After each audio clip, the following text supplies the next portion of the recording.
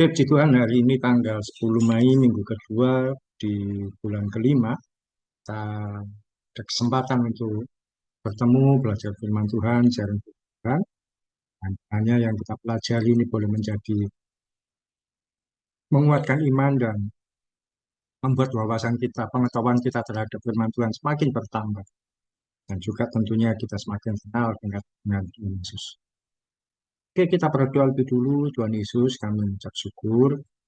eh, Kami berkesempatan untuk belajar firman-Mu sekalipun melalui fasilitas Zoom. Kami berdoa segala sesuatunya terjadi dengan baik dari awal sampai selesainya. Fasilitas yang kami gunakan, jaringan yang ada, tidak ada yang mengganggu dan semuanya selesaikan tersampaikan dalam nama Tuhan Yesus. Amin. Oke, puji Tuhan sekali lagi ini kesempatan yang baik saya menyampaikan secara langsung pada Niko dan Elva. Selamat sudah dinyatakan lulus SMA. Terima, terima kasih Pak. SMA dan pengumuman itu kan serentak tanggal 4 Mei di mana-mana. Iya, tanggal 4 ya diumumkannya. Atau tanggal berapa waktu itu? Iya, 4. Tanggal 4. Nah, ada soalnya di sekolah di anak-anak yang saya bina itu dikirim melalui WA. Dan Pak PDF jadi per nama per masing-masing. Kalian kan ternyata ada di buka website kemudian download PDF-nya, tapi itu nama-nama keseluruhan. Mungkin karena siswanya banyak, jadi diambil langkah seperti itu. Puji Tuhan selamat. Kalau saya dulu ketika pengumuman SMA, itu di misalkan tanggal 4 Mei. Waktu itu sama sekolah diberi masukan, eh, dilihat saja, ditunggu kalau tidak ada kurir yang datang ke rumah, berarti kalian lulus, itu kata ya sekolah sebelum-sebelumnya. Tentu kan itu bikin was-was, bikin gelisah. Mudah-mudahan nggak ada yang datang. Maksudnya kurir itu dari pihak sekolah, guru atau siapa yang disuruh. Kalau ada yang sampai datang ke rumah ngasih surat, berarti dia nggak lulus. Nah, itu sempat bisa bingung lah tuh. Ada orang yang datang apa enggak. Ya, ternyata kalau dalam 1 hari itu nggak ada yang datang, berarti ya lulus saya. Besoknya, ketika sudah yakin tidak ada kurir yang datang, baru ngumpul di sekolah, pakai baju seragam, kemudian ya situ coret-coret dan sebagainya. Saya enggak, ya saya ikut datang tapi saya nggak pakai seragam sekolah supaya nggak dicoret-coret itu. Teman-teman yang ada yang kena kurirnya datang, ya dia nggak berani menunjukkan diri, malu karena itu waktu tahun-tahun itu. Kemudian sekarang ya sudah diperbaiki, sekarang sudah ada media sosial.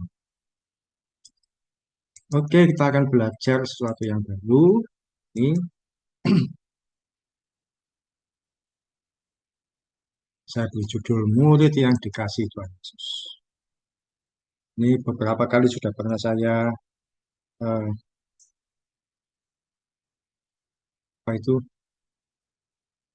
sampaikan sekilas di pelajaran tentang penyaliban Tuhan Yesus. Kalau yang kalian ketahui ya, atau mungkin masih sempat ingat clue yang dulu pernah saya sampaikan. Murid yang dikasih Tuhan Yesus itu siapa? Kalau menurut Neva,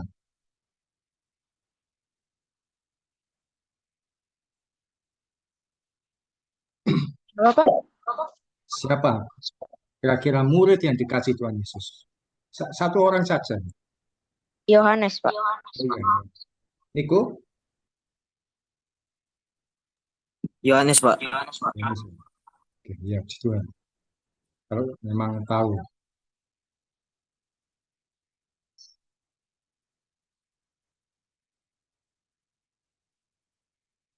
Ya, pengantarnya yaitu di antara 12 murid Tuhan Yesus. Nah, di antara 12 yang masih utuh ya.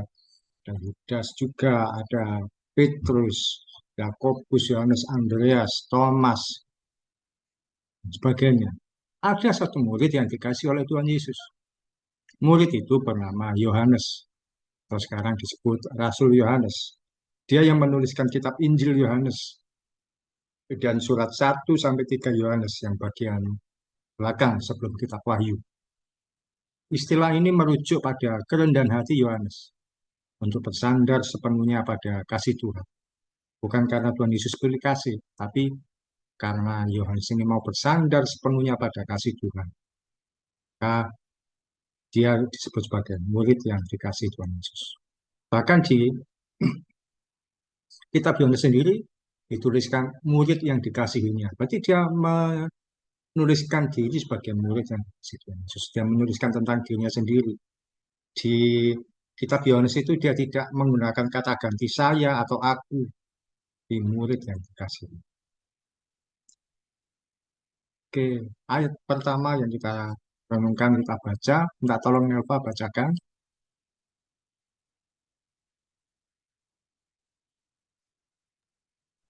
Seorang di antara murid Yesus, yaitu murid yang dikasihinya, bersandar dekat kepadanya, di sebelah kanannya.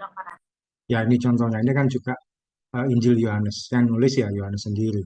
Dia tidak menggunakan kata ganti aku atau saya. Misalkan gini, seorang di antara murid Yesus, yaitu saya sendiri, ya, tapi murid yang dikasihi. Dia bersandar dekat kepada Tuhan Yesus di sebelah kanan. Waktu itu Tuhan Yesus menyampaikan bahwa salah satu dari antara kalian akan menyerahkan aku, mengkhianati aku. Kita tahu siapa. Judas. Nah, kan waktu itu nggak ada yang tahu siapa yang dimaksud Tuhan Yesus. Petrus berkata kepada Yohanes ini. Jadi di ayat yang sesudahnya, seorang di antara murid Yesus atau murid kasih bersandar dekat kepadanya di sebelah kanannya. Di ayat berikutnya Petrus berkata, coba tanyakan kepada guru, siapa sih yang dimaksud? Nah, kemudian murid ini dikasihnya itu Yohanes, coba nanyakan pada Tuhan Yesus, siapa yang dimaksud? Tuhan Yesus hanya menyampaikan karena pertanyaan Yohanes. Kalau yang lain tidak berani bertanya, hanya Yohanes yang diminta bertanya. Karena dianggap, dia kan paling dekat, coba tanyakan. Dan Tuhan Yesus ngasih tahu, tapi hanya sebuah clue, tidak jelas. Tidak menyebutkan nama jelas. Ya, dia yang menyerahkan aku adalah yang sama-sama mencelupkan tangannya di pinggan atau di apa itu tempat menaruh tempat mencuci tangan di pinggan di sebuah baskom. Dan ternyata tawan yang mencelupkan adalah Yudas Iskariot. Ayat berikutnya, silakan Niku bacakan. Lukas 8 ayat 51. Setibanya di rumah Yesus, Yesus tidak memperbolehkan seorang pun ikut masuk dengan dia, kecuali Petrus, Yohanes, dan Yakobus, dan anak-anak itu serta ibunya. Ya, ini karena yang nulis orang lain yaitu Lukas, maka nama Yohanes disebut.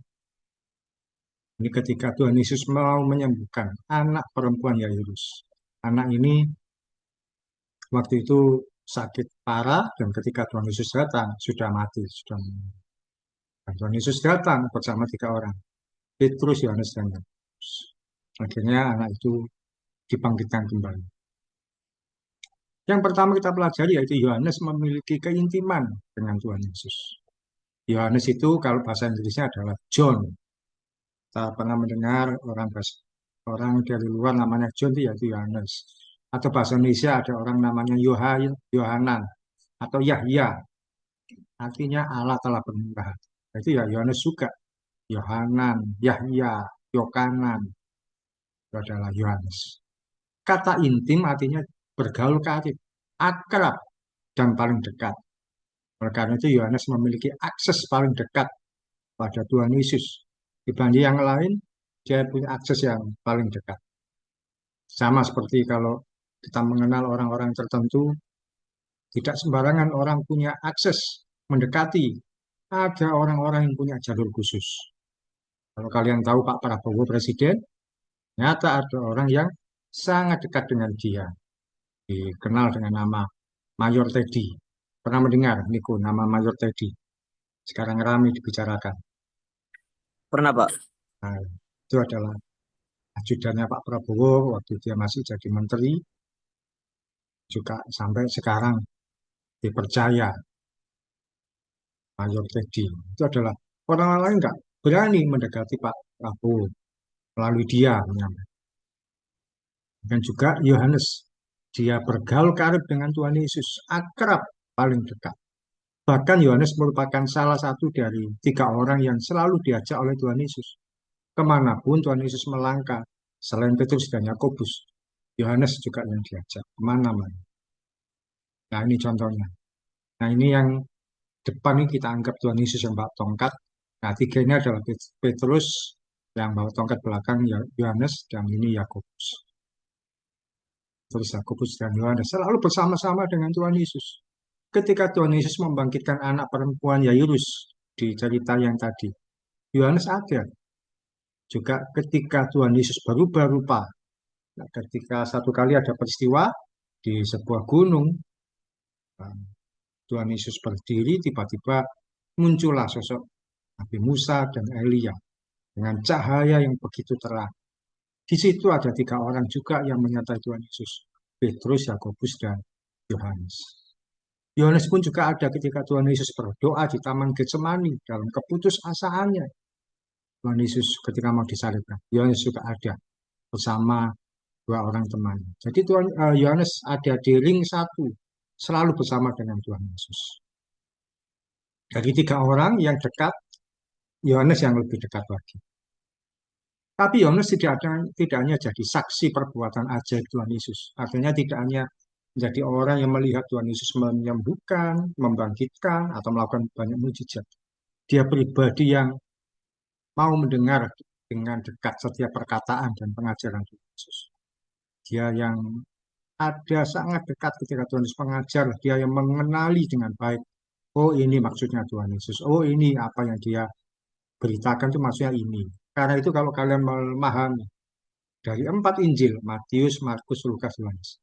Injil Yohanes itu sangat berbeda dibanding ketiganya. Kalau ketiganya bercerita tentang mujizat Tuhan Yesus, Yohanes banyak bercerita tentang sosok Tuhan Yesus secara sebenarnya. Dia adalah firman yang turun jadi manusia. Dituliskan oleh Yohanes. Bahkan ada Tuhan Yesus berbicara, berdoa supaya murid-murid menjadi satu. Pokoknya Injil Yohanes adalah Injil yang penuh dengan kedalaman, yang tidak mudah langsung dipahami, karena ada hal-hal yang mendalam pengajaran. Kalau Matius, Markus, Lukas kita baca sekali bisa. Di situ Tuhan Yesus menyembuhkan, membangkitkan, dan Tuhan Yesus apa namanya, memberkati. Kalau di Yohanes, Tuhan Yesus bahkan dituliskan, dia berbicara keras, yang membuat orang-orang mungkin di telinga mereka menyakitkan sampai meninggalkan Tuhan Yesus. Itu ada di Yohanes pasal 6 ayat 60 dan 66. Dan karena Yohanes yang sangat dekat dengan Tuhan Yesus, dia bisa menuliskan dengan tepat apa sih yang dimaui oleh Tuhan Yesus. Quote yang pertama, belajarlah untuk menjadi seorang yang mau dekat dengan Tuhan Yesus, yang tidak hanya sibuk melayani, tapi juga mau menyediakan diri untuk diajar, dibimbing, dan diarahkan oleh Tuhan. Jangan cuma jadi pribadi yang mengejar keajaiban Tuhan, berkat Tuhan, atau sibuk melayani. Sekarang ini banyak anak-anak Tuhan terjebak dalam rutinitas pelayanan, disibukkan dengan pelayanan-pelayanan. Kelihatannya baik, tapi kita kalau hanya sibuk pelayanan, kita kehilangan isi hati Tuhan. Hati-hati. Tetap yang utama dekat dengan kita, menyediakan diri, diajar, diarahkan firman Tuhan. Itu yang membuat kita mengalami pertumbuhan iman. Kita bertumbuh dengan Tuhan secara pribadi lebih dulu, baru kita mengekspresikan dengan pelayanan. Jangan dibalik, kita melayani Tuhan dulu, baru nanti kita punya hubungan pribadi dengan Tuhan. Itu akan berantakan. Kita akan sibuk, sudah capek pelayanan, nggak sempat untuk saat teduh, nggak sempat baca firman. Tapi hubungan dengan Tuhan itu lebih. Sharing pertama, kalau kalian punya orang yang dikasihi, orang dekat, bukan lawan jenis loh ya, dengan pacar, ya supaya mudah adalah teman dekat, yang sesama jenis, sesama laki-laki atau sesama perempuan. Apa perlakuan yang biasanya kalian berikan pada orang yang kalian kasih? Tentu dari banyak teman, saya punya satu yang saya kasih. Dari satu kelas, satu ini yang saya paling dekat. Mungkin yang di gereja, dari sekian teman-teman gereja, saya paling dekat dengan. Kalau Niko, perlakuan apa yang biasanya diberikan pada orang yang kamu kasih? Eh, Perlakuannya itu kalau Niko sih ngasih respect atau rasa hormat gitu Pak. Kalau temen Niko itu baik gitu, terus saling ngehargain gitu kan. Jadi Niko kasih respect aja gitu, saling menghargai. Oh ya, dengan penghargaan, respect yang lebih baik. Nah, salah satu orang yang saling kamu anggap bahwa dia yang saya kasih. Ya, puji Tuhan, benar sekali.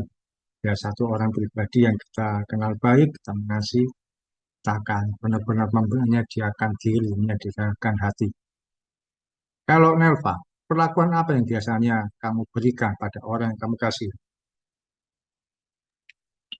Eh, Memberikan rasa peduli dan perhatian gitu sih, Pak. Kayak kalau misalnya mereka ada apa-apa butuh bantuan, kita yang selalu berusaha buat bantu.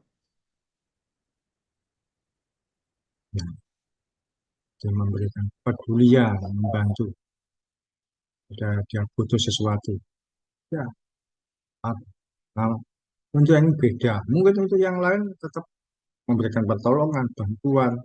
Tapi kalau yang ini minta bantuan, saya akan memperlakukan beda tanpa pikir panjang. Kalau saya memperlakukan pada orang yang saya kasih, ya saya perlakukan istimewa yang berbeda dari yang saya ajak makan, bahkan saya ajak ngobrol, hal-hal yang mungkin orang lain tidak perlu tahu, bisa sampaikan pada dia. Karena saya tahu dia bisa menyimpan rahasia, tidak sampai bocor sama. Dan sama seperti Niko tadi, respect pada orang ini. Oke, puji Tuhan. Kita belajar dari murid yang dikasih yaitu Yohanes. Yang pertama adalah bahwa Yohanes memiliki keintiman dengan Tuhan Yesus. Kita pun belajar memiliki keintiman, kedekatan dengan Tuhan. Tuhan akhirnya apa? Menyatakan diri kepada kita. Sesuatu yang istimewa bagi kita. Kita pun juga menyatakan sesuatu pada kita memperlakukan dia istimewa. Yang kedua, Yohanes 19 ayat 26 sampai 27. Sekarang Niko dulu, silakan. Yohanes 19 ayat 26 sampai 27. Ketika Yesus melihat ibunya dan murid yang dikasihnya di sampingnya, berkatalah ia kepada ibunya, "Ibu, inilah anakmu." Kemudian katanya kepada muridnya, "Inilah ibumu." Dan sejak saat itu murid itu menerima dia di dalam rumahnya. Iya, ini pernah kita ajari ketika 7 perkataan Tuhan Yesus di kayu salib. Tuhan Yesus berkata kepada Yohanes, inilah ibumu. Kepada Maria, ibu inilah anak. 19:26 adalah salah satu perkataan terakhir Tuhan Yesus. Nelva, Yohanes 21 ayat 20. Ketika Petrus berpaling, ia melihat bahwa murid yang dikasih Yesus sedang mengikuti, yaitu murid yang pada waktu mereka sedang makan bersama duduk dekat Yesus dan berkata, "Tuhan, siapakah dia yang akan menyerahkan engkau?" Ya, kalau ini Petrus melihat bahwa Tuhan Yesus Yohanes itu duduk dekat dengan Tuhan Yesus. Petrus sampai berkata, apa yang terjadi dengan dia nantinya, Tuhan?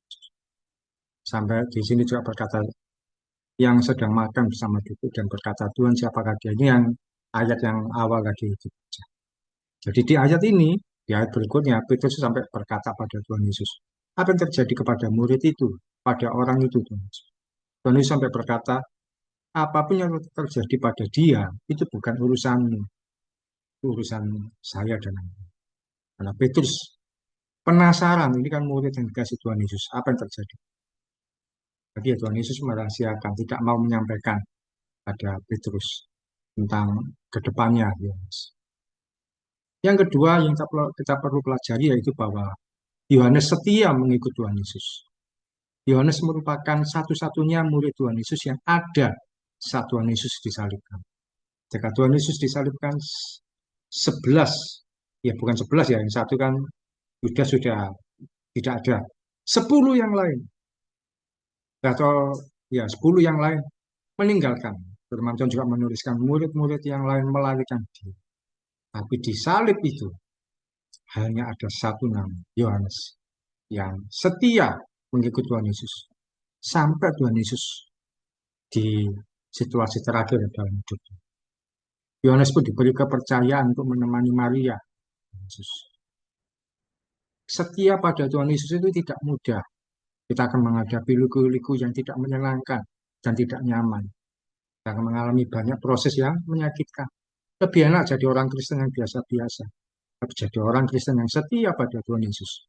Yang sungguh-sungguh mengikuti. Akan ada banyak tantangan, banyak ujian, ada banyak rintangan. Dan itu tidak nyaman kita hadapinya. Kita menghadapi goncangan dari sana sini. Kita menghadapi mungkin diolok-olok orang tentang iman kita. Ketika kita tetap setia, Tuhan itu akan memperlakukan beda. Murid-murid yang lain mereka terpencar karena guru mereka yang mereka anggap bisa memberi pertolongan. Lalu ternyata mati. Ternyata Yesus guru kami yang kami harapkan menolong. Dia disalibkan ya mati. Nggak bisa menolong diri sendiri. Itu pikir mereka saat itu. Tapi Yohanes ya tetap ada di salib itu.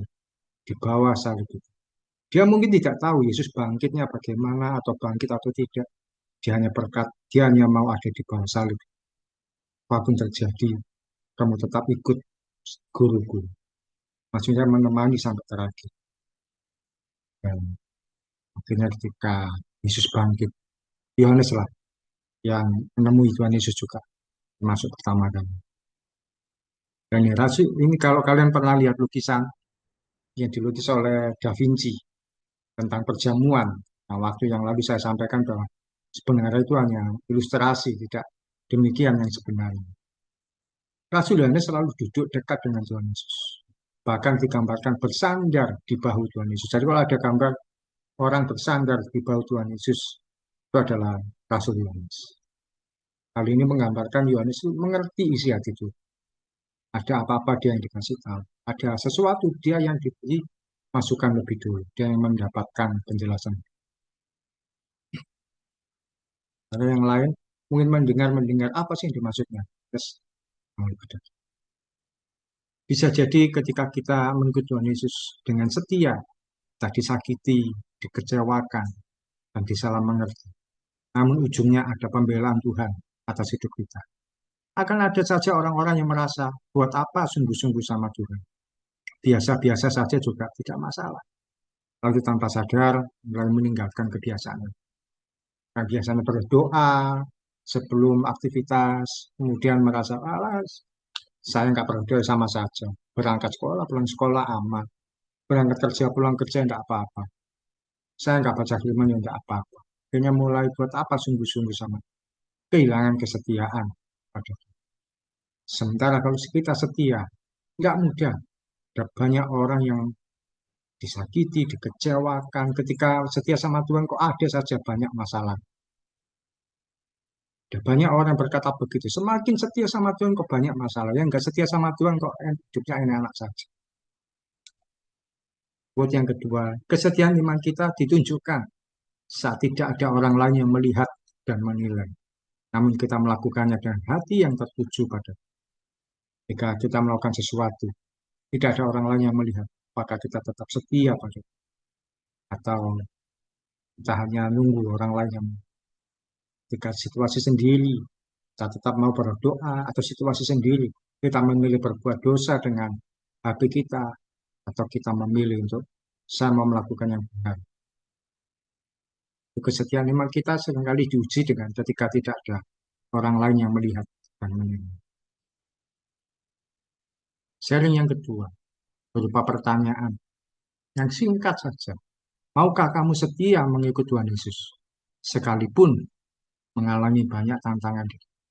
Situasi di depan ini nggak mudah. Pekerjaan sekarang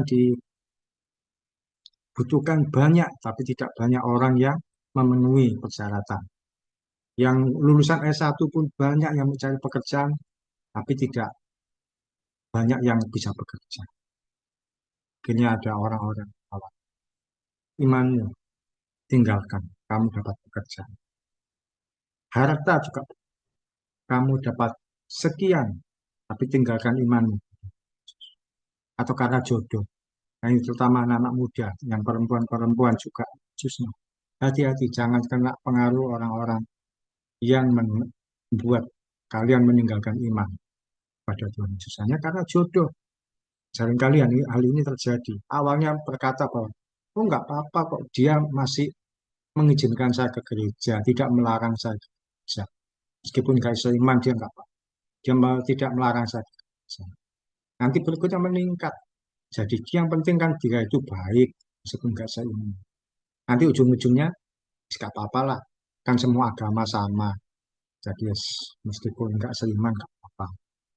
Nah, jadi situasi yang nggak seiman. Dan seringkali terjadi ya, yang saya lihat, awalnya boleh berhubungan tidak seiman dalam rumah tangga. Tapi ketika melanjutkan rumah tangga, dengan berantakan. Yang di dalam Tuhan Yesus harus meninggalkan imannya dalam. Ketika nggak mau, oh, jadi perpecahan, keributan di rumah tangga. Karena itu saya mulai dengan pertanyaan sederhana. Maukah Nelva setia mengikuti Tuhan Yesus sekalipun mengalami banyak tantangan di depan? Mau, Pak.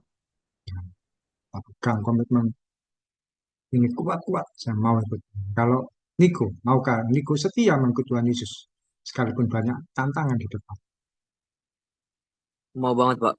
Ya, kita jadikan komitmennya sederhana. Saya mau mengikuti Yesus sekalipun banyak tantangan. Saya tidak akan meninggalkan iman. Nanti akan ada saja pembelaan Tuhan. Kelihatannya susah dapat pekerjaan, susah dapat jodoh, atau miskin. Ya akan ketika kita setia. Ada saja pembelaan. Itu di sharing yang ketiga, kita akan lihat pembelaan Tuhan. Wahyu 1 ayat 9, silakan Nelva. Aku, Yohanes, saudara dan sekutumu dalam kesusahan, dalam kerajaan, dan dalam ketekunan menantikan Yesus, berada di pulau yang bernama Patmos oleh karena firman Allah dan kesaksian yang diberikan oleh Yesus. Iya, kitab terakhir perjanjian baru yaitu Wahyu. Itu berisi penglihatan yang akan datang. Soalnya waktu itu ya yang akan datang. Kalau sekarang sudah mulai terkenal. Dan yang mendapatkan adalah Yohanes. Dia dibuang itu ditahan di sebuah pulau bernama Pulau Patmos. Nah, di Pulau Patmos itu kita mendapatkan banyak kesaksian, penglihatan dari malaikat dan suara-suara Tuhan yang dia dituliskan dan mendapatkan banyak lambang-lambang simbol-simbol tuliskan. Ada kereta, ada kuda, ada meterai, sebagainya. Ada naga, tuliskan semua oleh Rasul Yohanes di sebuah pulau yang bernama Patmos. Niko, bacakan. 3 Yohanes 1 ayat 1. Dari Panatua kepada Gayus, yang kukasihi dalam kebenaran. Iya, pengatuan artinya seorang yang melayani tapi yang dituakan, bahkan usianya sudah tua. Yohanes di usia yang sudah tua masih melayani Tuhan dan menyampaikan kepada jemaat-jemaat Tuhan yang dilayani, termasuk kepada Gayus. Bukasi dalam kebenaran, menyampaikan salam. Yang ketiga, sharing yang terakhir, Yohanes mengalami pembelaan Tuhan. Rasul Yohanes setia melayani Tuhan sampai masa tuanya. Menurut tradisi gereja, Yohanes ketika masa-masa penganiayaan, kan murid-murid ada yang mengalami berbagai versi penganiayaan. Ada Rasul Yakobus kepalanya dipenggal. Ada Thomas yang pernah saya ceritakan itu dia ditarik kereta kuda dari dua sisi. Tangan kanan, kaki kanan di sisi yang sana, tangan kiri, kaki kiri di sisi yang satu. Sampai terpecah tubuh. Ada yang disalib terbalik, yaitu Petrus dan sebagainya. Menurut tradisi gereja di masa penganiayaan, Yohanes ditangkap di kota Efesus, kemudian dibawa ke kota Roma. Di kota Roma inilah dia dihukum mati dengan cara apa? Dimasukkan ke dalam kuali berisi minyak mendidih. Jadi dia ditaruh di sebuah kayu kayak salib gitu. Di bawahnya ada kompor, ada kuali berisi minyak mendidih. Dia digoreng hidup-hidup, tapi secara ajaib dia keluar tanpa luka sedikit pun. Dan orang yang menganiaya dia terheran-heran kok bisa. Setelah selamat dari hukuman minyak mendidih, Kaisar Domitianus memerintahkan supaya Yohanes diasingkan ke Pulau Patmos. Dihukum mati nggak bisa, dibuang di Pulau Patmos, ditahan di sana. Sebuah pulau kecil. Pada tahun 95 Masehi. Di pulau inilah Yohanes menerima penglihatan dan kitab Wahyu. Selama masa penganiayaan terhadap orang Kristen, khususnya di bawah Kaisar Nero dan Domitianus, Yohanes mengalami berbagai penyiksaan.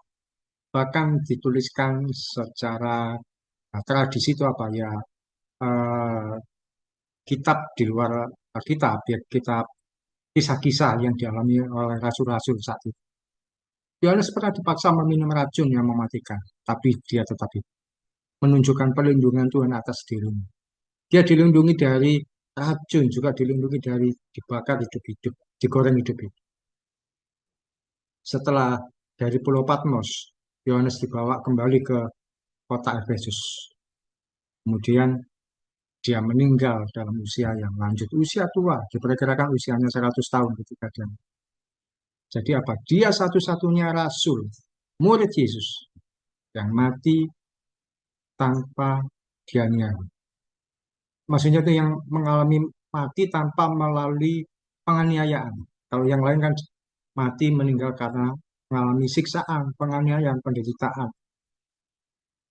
Tapi Yohanes berbeda. Bukan berarti yang lain salah. Yang lain mereka tetap komitmen setia pada iman dalam Tuhan Yesus. Tapi harus membayar harga dengan nyawa Yohanes karena dia dekat dengan Tuhan. Dia mendapatkan perlakuan yang berbeda. Ya. Dilindungi, dibela, dipelihara. Yang ada gambar Rasul Yohanes setelah ditangkap di kota Efesus, dia ditahan di Pulau Patmos. Dia akhirnya bertemu dengan malaikat dan mendapatkan penglihatan. Penglihatan itu eh, berupa visi yang akan datang. Visi itu dalam bahasa Indonesia wahyu. Dan menuliskan kitab wahyu. Wahyu dan pewahyuan tentang hal yang akan datang. Setelah dari Patmos, dia dikembalikan ke kota Efesus dan meninggal di usia 100 tahun. Meninggal dalam usia tua. Quote yang ketiga, ketika kita mengasihi Tuhan Yesus dari segalanya, dia akan menunjukkan pembelaan bagi hidup kita. Karena akan menolong kita tak terduga dan menyediakan bagi kita pembelaan-pembelaan. Sharing yang ketiga, tantangan atau kesulitan apa yang pernah kamu alami sebagai pengikut Kristus. Saya cerita sedikit ya. Tahun 2024, ya sama ketika kalian masih awal-awal 2023 ya. Ya, kalian juga masih awal-awal untuk kita belajar firman Tuhan. Ada satu anak yang saya bimbing. Saya waktu itu ya sempat ikut yang pembinaan kita. Namanya Siska. 2000 dia mulai meninggalkan pelayanan saya pelan-pelan. 2024 karena saya dia memfitnah saya, kemudian saya harus dikeluarkan dari sekolah itu. Guru-guru pun juga ada yang mulai memfitnah saya. Saya disebut sebagai guru cabul, sun. Pada saya tidak berbuat apa. Dan anak tadi yang memfitnah saya, yang meninggalkan pelayanan saya. Apakah saya terus dendam kepada dia? Tidak. Saya tetap biayai sekolahnya, saya tetap berikan dukungan sekolah, saya bayarkan sampai lulus. Sehingga ketika tanggal 4 Mei kemarin dia dinyatakan lulus, saya adalah orang yang mengalami kemenangan. Karena saya sudah bisa mengalahkan diri sendiri. Bukan mengalahkan dia, juga mengalahkan dia pasti. Karena dia mungkin merasa bahwa saya tidak akan berbuat baik kepada dia. Tapi saya sudah selesaikan. Ketika dia lulus, saya tidak dendam, Saya tidak membenci dia. Bisa saja ketika saya dikeluarkan dari sekolah itu dipecat itu, kemudian saya tidak lanjutkan. Dia akan kesulitan, tidak akan pernah dia lulus seperti saat ini. Kesulitan tantangan itu, saya setia pada Tuhan. Tuhan untuk membela saya, memelihara saya. Apakah saya kekurangan? Sampai saat ini saya tidak kekurangan suatu pun yang baik. Saya kehilangan uang untuk membantu dia. Tuhan tambahkan berkat lebih. Jika kita setia sama Tuhan, tentu membela kita. Pasti. Nelva, apakah ada tantangan selama kamu mengerti sebagai Tuhan Yesus, mengikut Tuhan Yesus? Tantangan apa yang menurutmu kamu alami? Atau belum ada?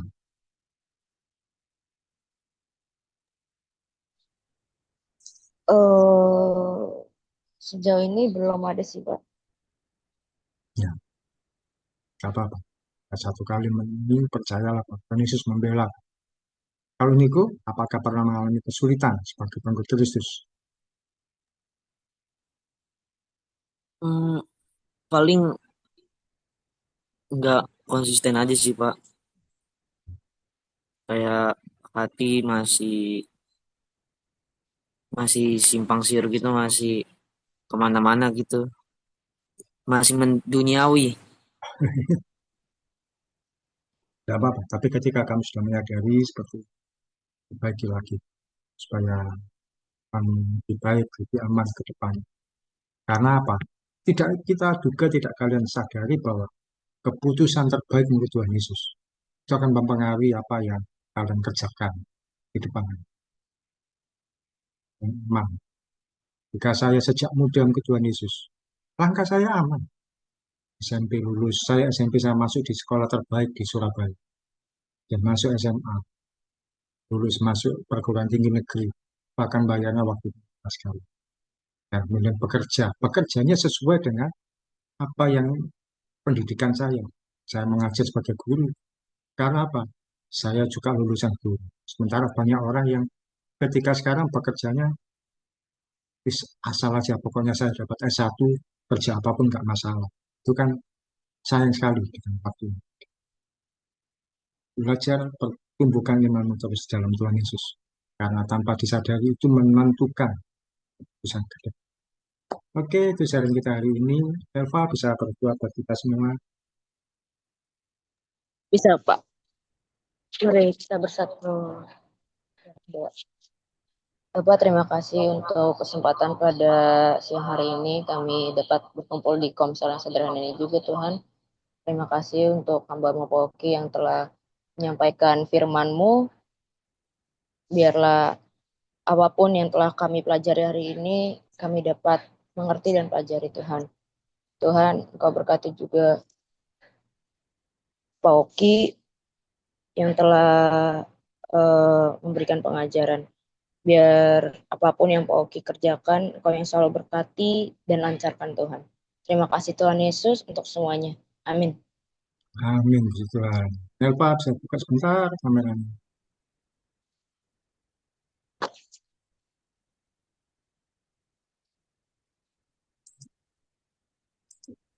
Iya, terima kasih Niko Elva atas berkati. Terima Terima kasih kasih Pak. Pak.